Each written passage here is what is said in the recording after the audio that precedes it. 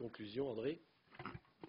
Bien, mes chers collègues, en conclusion, il faut bien noter que le changement climatique, bien que faisant sur la place publique l'objet de débats fort médiatisés, est une réalité constatée au travers de données globales, augmentation de la température moyenne terrestre de 0,7 degrés en 50 ans, comme à un niveau plus régional, division par 2 de la calotte glaciaire arctique en 50 ans.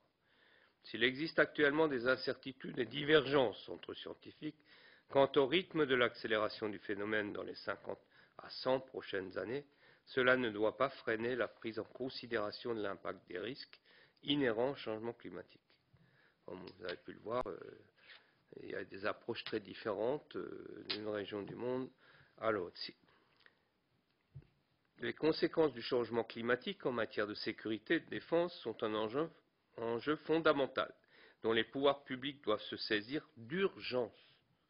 La stratégie en matière de défense doit également être repensée et adaptée de manière à faire face aux différents effets induits.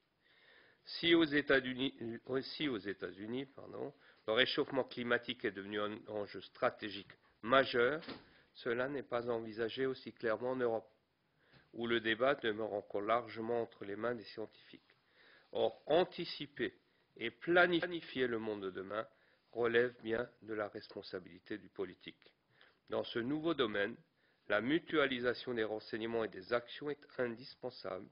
L'Union européenne dispose des outils nécessaires pour définir et mettre en place une véritable politique européenne en la matière, traitant à la fois des aspects sécurité et défense du changement climatique. Je voudrais ajouter deux réflexions.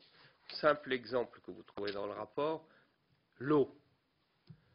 97% de l'eau sur Terre est salée. Seuls 3% seulement d'eau douce. Et directement utilisable, si vous me permettez l'expression, 0,1%.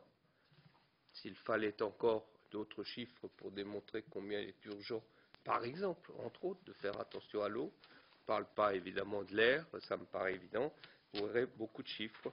Et enfin, pour conclure, Monsieur le Président, nous sommes tous des élus politiques.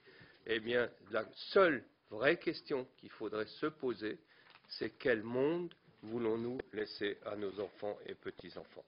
J'arrêterai là, on répondra évidemment, Monsieur le Président, aux questions. Merci beaucoup pour ce rapport très intéressant, parce que c'est vrai que c'est intéressant de voir les effets du changement climatique sur les questions de sécurité et de défense. Vous avez ouvert les yeux sur pas mal de